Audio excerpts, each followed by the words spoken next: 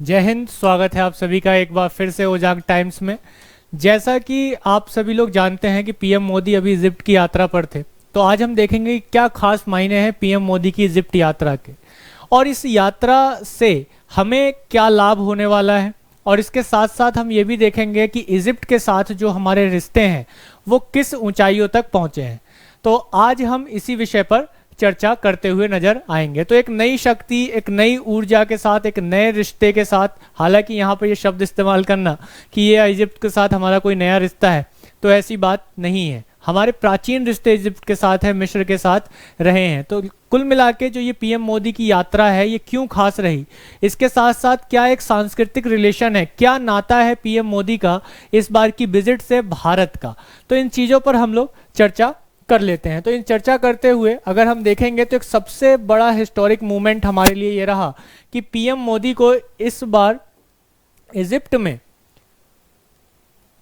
Order of Nile honour से सम्मानित किया गया। ये हाईएस्ट स्टेट ऑनर है, यानी कि इजिप्ट का सबसे बड़ा एक नागरिक सम्मान है, यानी कि ऑर्डर ऑफ नाइल से इन्हें सम्मानित किया गया। और ये सम्मान इन्हें किसके द्वारा दिया गया? President Abdel Fattah al CC के द्वारा ये इनको सम्मान दिया गया। और इस सम्मान को प्राप्त करने के साथ ही अगर हम देखें पीएम मोदी की इस यात्रा को, तो ऐसा इंटरनेशनल अवार्ड या सम्मान 2014 के बाद अगर इन्हें मिला है तो ये 13वां इंटरनेशनल अवार्ड है या 13वां इंटरनेशनल कोई ऑनर इन्हें मिला है। यानी कि मोदी जी ने प्रधानमंत्री बनने के बाद के क्रम में हम देखें तो इन्होंने इंटरनेशनल अवार्ड्स इकट्ठे किए हैं काफ़ी, और 12 अवार्ड्स रहे हैं, जिसमें 13वां अवार्ड जो है वो किनका रहा है? इजिप्ट से इनको मिला है, जो अभी इजिप्ट की यात्रा पर गए हैं। तो ये हैं president of Abdel Fattah al Sisi, जो कि मिस्र के कौन है? प्रेसिडेंट हैं, राष्ट्रपति हैं। और आप देख सकते हैं पीएम मोदी जी के गले में जो ये माला टाइप में है, एक हार के टाइप में है, हार जैसा दिखाई दे रहा है, ये ऑर्डर ऑफ नाइल है जो पीएम मोदी को सम्मानित करने के लिए दिया गया है। तो ये अपने आप में एक हिस्टोरिकल मूवमेंट है कि कोई देश हमारे देश के प्रधानमंत्री को, यानी प्रधानमंत्री का ऐसा सम्मान, पूरे देश का सम्मान होता है, पूरे भारतवर्ष का सम्मान होता है। और ऐसे ही कुछ कई मार्मिक दृश्य हमें देखने को मिले।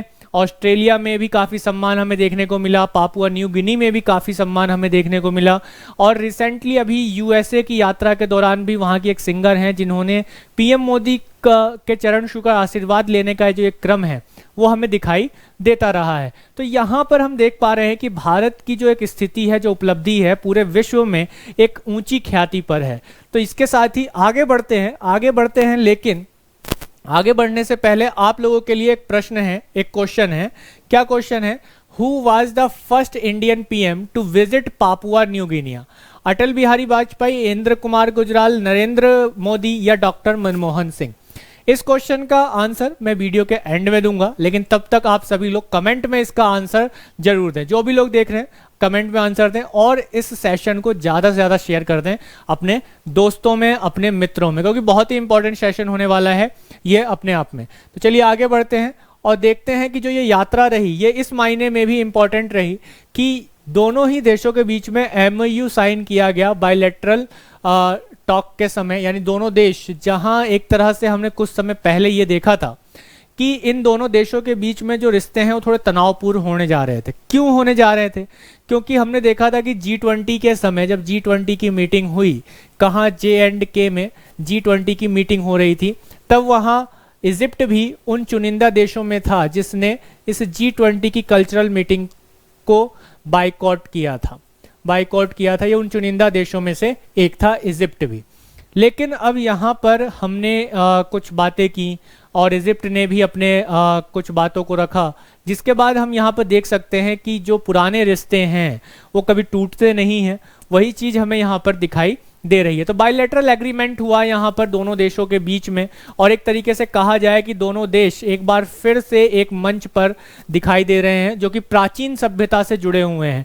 आप जो इजिप्शियन सिविलाइजेशन है उसको आप इंडस वैली सिविलाइजेशन के साथ भी देखते हैं और पढ़ते हैं। इंडस वैली सिविलाइजेशन और इसके साथ साथ इजिप्शियन सिविलाइजेशन के बीच में ट्रेड को लेकर एक तरीके से रिश्ता बना हुआ था, एक रिलेशन बना हुआ था कि उस समय इजिप्ट से इंडस वैली सिविलाइजेशन में बहुत सारे लोग, बहुत सारे व्यापारी व्यापार करने आया करते थे, जिसके साक्ष्य हमें बड़े पैमाने पर दिखाई भी देते हैं और मिलते भी हैं।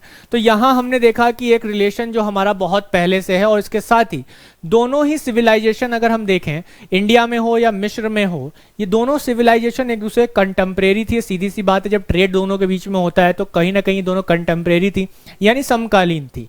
और ये जो रिश्ते हैं उस समय से बने आ रहे हैं, व्यापारिक संबंध रहे। इसके साथ साथ कल्चरल रिलेशन भी हमें कहीं ना कहीं देखने को मिलता है, जैसे सूर्य की उपासना, चंद्र की उपासना भारत में भी देखने को मिली और वहाँ इजिप्ट में भी देखने को मिली। और उस समय की जो टाउन प्लानिंग इजिप्ट की है, और उसी तरह से इंडिया में इंडस वैली सिविलाइजेशन की जो टाउन प्लानिंग है, ये अपने आप में एक बहुत ही खूबसूरत आर्किटेक्चर को दर्शाता है, जो कि एक आज के समय का जो बिखरा हुआ टाउन प्लानिंग है उससे काफ़ी अच्छा और मॉडर्न माना जाता है। तो एक जो रिलेशन है वो बहुत ही पुराना और प्राचीन है, और उस रिलेशन को देखते हुए यहाँ पर ये दोनों देश आगे बढ़े हैं। इसके साथ ही ये यात्रा इस वजह से भी खास रही या महत्वपूर्ण रही, उसका कारण एक ये भी रहा कि पीएम मोदी ने विजिट किया एक 11th सेंचुरी के अल हकीम मॉस्क को, यानी कि अल हकीम नाम का एक मस्जिद है जो कि कहाँ पर है, ये इजिप्ट में है।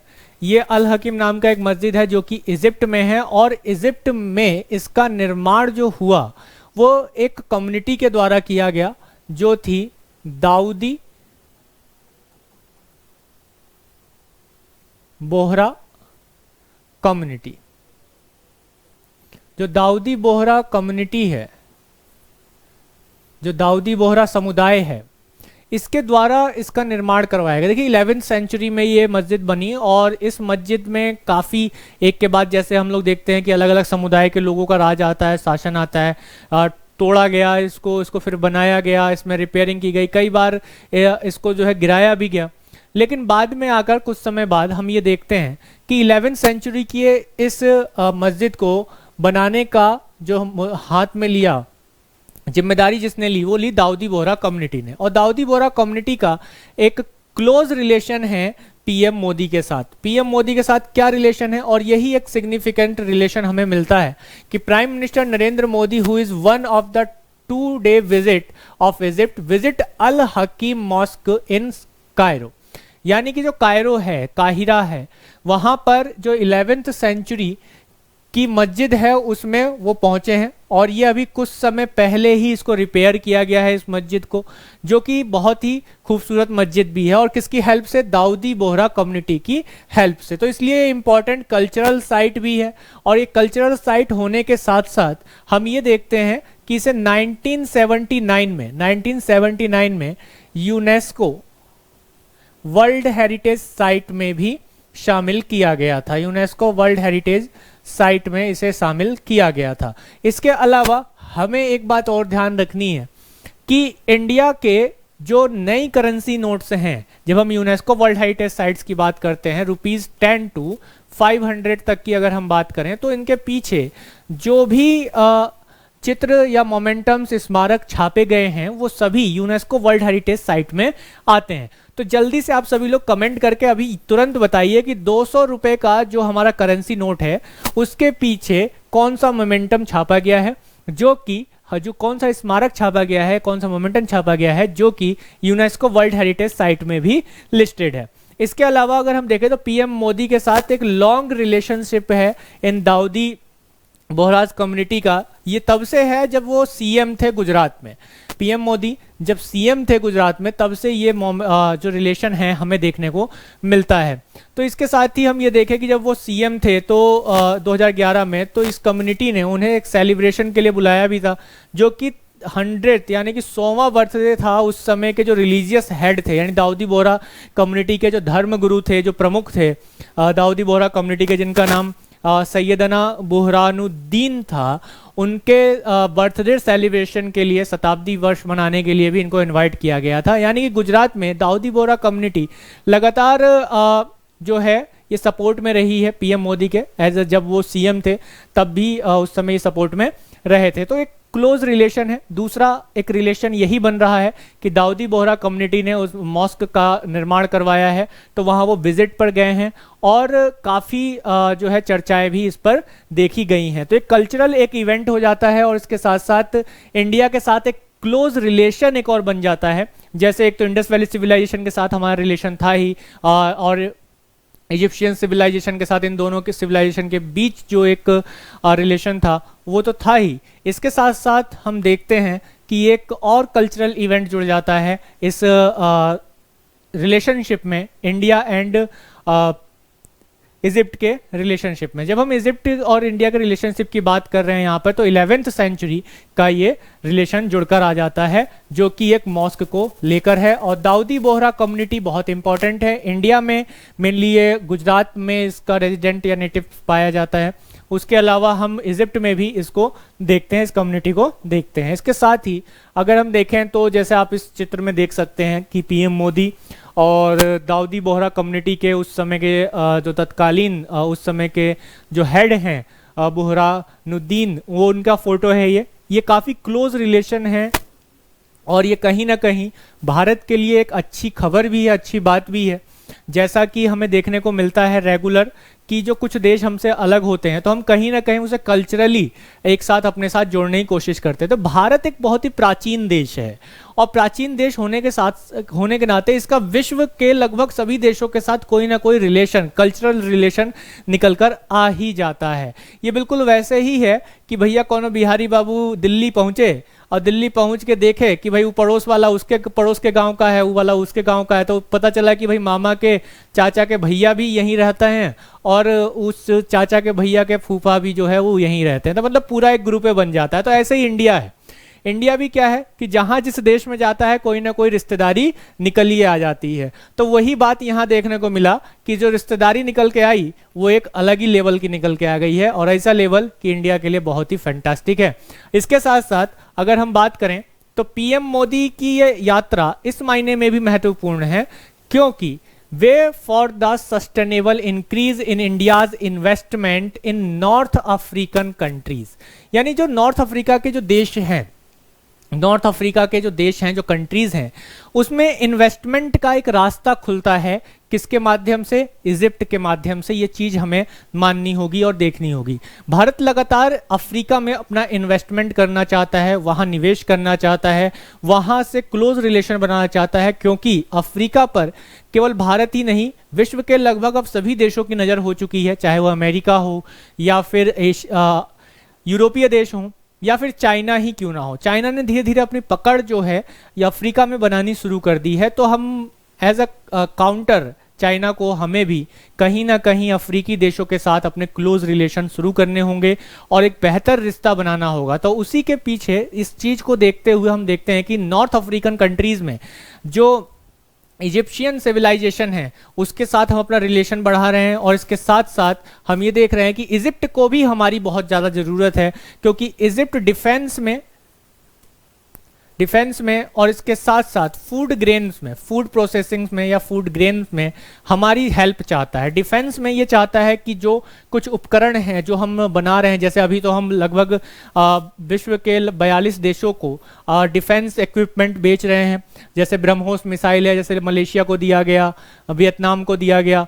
तो इसी तरह से इजिप्ट भी चाहता है कि इंडिया इन्हें डिफेंस रिलेटेड इक्विपमेंट दे, क्योंकि इजिप्ट का लगातार झगड़ा जो है वो किससे? इजराइल के साथ बना रहता है। इसी तरह से हमने देखा कि भाई यूक्रेन जब से युद्ध में फंसा है तो हम देखते हैं कि इजिप्ट में जो है गेहूं की कमी हो जाती है, जिसकी वजह से वहां पर अनाज की कमी हो जाती है और अनाज की कमी हो रही है, जिसकी वजह से लोगों के पास खाने के लिए अनाज नहीं है, तो भुखमरी की स्थिति आ सकती है। तो इंडिया यहाँ पर बहुत बड़े सपोर्टर के रूप में आ सकता है, जो कि हालिया रिपोर्ट के अनुसार इंडिया ने पूरे विश्व को इस बार या इस पूरे वर्ष में बहुत ही ज़्यादा अनाज एक्सपोर्ट किया है, और कहीं ना कहीं ये भी देखने को आ रहा है कि इंडिया ने बहुत से लोगों को, बहुत से देशों को भुखमरी के कगार पर जाने से बचाया भी है। तो यानी कि हम न केवल डिफेंस के सेक्टर में, मैन्युफैक्चरिंग के सेक्टर में, हम विश्व के लिए एक ऐसी जगह बन सकते हैं जहां से अनाज की उपलब्धता बहुत ज़्यादा महत्व। देखो भाई, डिफेंस से या अन्य उपकरणों से तो पेट नहीं भरता, खाने से भरता है। तो हमने, इंडिया ने खाने के ऊपर या अनाज के उत्पादन के ऊपर भी बड़े पैमाने पर काम करना शुरू कर दिया है। इसके साथ ही अगर हम देखें तो ब्रिक्स देशों में शामिल होना चाहता है इजिप्ट। इजिप्ट का भी लगातार ये चाह रहा है कि वो ब्रिक्स में शामिल हो। किस में शामिल हो? ब्रिक्स में। ब्रिक्स को हम सभी लोग जानते हैं भाई, ब्राज़ील, रशिया, इंडिया, चाइना और साउथ अफ्रीका, इन 5 देशों का एक समूह है। और इन 5 देशों के एक समूह में इजिप्ट भी चाहता है कि वो इसमें शामिल हो जाए, जिसमें ये इंडिया से उसको सपोर्ट करने की उम्मीद भी रखता है। तो वो लगातार ये कोशिश कर रहा है कि ब्रिक्स में वो शामिल हो, उसको भी जो है मौका मिले ब्रिक्स में आने का। तो इसके साथ ही आगे हम देखें तो हमें ये मिलता है कि भाई पीएम मोदी ये पहले पीएम रहे, फर्स्ट विजिट रही इनकी पीएम बनने के बाद इनकी इजिप्ट की ये फर्स्ट विजिट है। इस चीज़ को ध्यान रखना है। और इसके साथ साथ ये भी ध्यान रखना है कि 1997 में हमने देखा, 1997 में हमने देखा कि उस समय के जो पीएम थे वो इजिप्ट में गए थे, लेकिन उनके बाद जो ये फर्स्ट पीएम है, जो इंडियन प्राइम मिनिस्टर हैं, जो कि इजिप्ट पहुंचे हैं, तो उस समय जो गए थे वो आई के गुजराल थे। अब उनके बाद अगर किसी पीएम ने, इंडियन पीएम ने विजिट किया है, किसका? इजिप्ट का विजिट किया है, तो वो कौन है? प्रधानमंत्री नरेंद्र मोदी। इसके अलावा हमें ये भी देखना होगा कि जो इंडिया का 74th रिपब्लिक डे सेलिब्रेट किया गया इस बार का 26 जनवरी को, तो उस समय जो चीफ गेस्ट थे वो इजिप्शियन प्रेसिडेंट ही थे, जो अब्देल फतेह अल सीसी थे। और ये ऐसे इनवाइट होने वाले फर्स्ट इजिप्शियन प्रेसिडेंट है। इस चीज़ को भी ध्यान रखना है। इससे पहले कोई भी राष्ट्रपति जो इजिप्ट का हो, उसे इस तरह 26 जनवरी या 15 अगस्त पर इनवाइट नहीं किया गया है। तो इस चीज़ को ध्यान रखना है। तो ये भी एक ऑनर उन्हें मिला हुआ है। इसके साथ ही ये कुछ महत्वपूर्ण कंसेप्ट थे, महत्वपूर्ण चीज़ें थी। और अगर हम बात करें कि इंडिया के साथ जो एक रिलेशंस थे, उसमें थोड़ी सी नरमी गर्मी भाई होता है। जब परिवार में कुछ लोग रहते हैं तो हम लोग थोड़ा सा नरम गरम हो जाते हैं। उसका एक कारण क्या था? उसका एक कारण था कि भाई जम्मू कश्मीर में जो G20 की मीटिंग होने वाली थी श्रीनगर में, उसको लेकर बायकॉट किया था किसने? इजिप्ट ने। तो G20 की जो मीटिंग थी जिसमें हम वसुधैव कुटुंबकम की बात कर रहे थे, तो यहाँ पर इस मीटिंग का बायकॉट किया। बायकॉट करने वाले उन चुनिंदा देशों में शामिल था इजिप्ट। तो उसको लेकर भी थोड़ी सी दिक्कत हुई, लेकिन हमारी डिप्लोमेसी इतनी मजबूत है कि इजिप्ट के साथ हमने अपने रिश्तों को और ज़्यादा मजबूत कर दिया। कहते हैं ना, थोड़ा सा अगर झगड़ा हो जाता है तो अच्छे लोगों में, अच्छे दोस्तों में अगर थोड़ा झगड़ा हो जाए तो क्या होता है कि वो दोस्ती और गहरी हो जाती है जब मामले सुलझ जाते हैं। तो ये चीज़ वहीं हुआ कि ये दोस्ती और ज़्यादा गहरी हो गई। और पीएम मोदी को इस प्रतीक के रूप में अगर देखा जाए, इसमें क्या प्रतीक के रूप में इस गहराई को देख सकते हैं? ऑर्डर ऑफ नाइल को, जो भारत के प्रधानमंत्री को सम्मानित करते हुए दिया गया। तो हाल फिलहाल में जो चीज़ें थी वो आपके सामने रखी गई हैं। आशा करता हूं कि कंसेप्ट आप सभी लोगों को समझ में आया होगा। इसके साथ ही आप सभी के लिए एक सूचना है कि फर्स्ट बैच हाउसफुल हो चुका है गुरुकुल का। 3 जुलाई से सेकंड बैच स्टार्ट हो जाएगा। क्लासरूम प्रोग्राम है, मेंटरशिप प्रोग्राम है, लाइब्रेरी की सुविधा है। तो जो भी कैंडिडेट चाहते हैं 2024 में अपने टारगेट को यूपीएससी के लेवल पर लेकर चलना, तो फटाक से जो है रजिस्ट्रेशन करा लें। और अपना जो भी इंक्वायरी चाहते हैं, नीचे जो सूचना पट्टिका संचालित हो रही है उस पर दिए गए नंबर पर, दिए गए दूरभाष जो नंबर है, क्रमांक है, उस पर कॉल करके बात कर सकते हैं और अपनी जो भी जिज्ञासाएं हैं उनको शांत कर सकते हैं। फिलहाल कि भाई अब आंसर क्या है उस क्वेश्चन का जो मैंने आप लोगों से पूछा था, तो उसका आंसर होगा आपका प्रधानमंत्री नरेंद्र मोदी। तो यहाँ पर आंसर ही आपका क्या होगा? प्रधानमंत्री नरेंद्र मोदी। तो प्रधानमंत्री नरेंद्र मोदी फर्स्ट पीएम हुए इंडिया के अब तक के जो कहाँ पहुंचे हैं? पापुआ न्यू गिनी की यात्रा करने वाले पहले भारतीय प्रधानमंत्री बने माननीय श्री नरेंद्र मोदी जी। चलिए तो मिलते हैं अगले सेशन में। फिलहाल के लिए ये सेशन आप लोगों को कैसा लगा कमेंट में जरूर बताएं। भारत और इजिप्ट के बीच होने वाले जो ये जो एक रिलेशनशिप है, इस पर आप क्या अपने विचार रखते हैं, कमेंट करके जरूर बताइएगा। मिलते हैं अगले सेशन में, तब तक के लिए अपना ध्यान रखें, खुश रहें, मस्त रहें, जबरदस्त रहें। जय हिंद।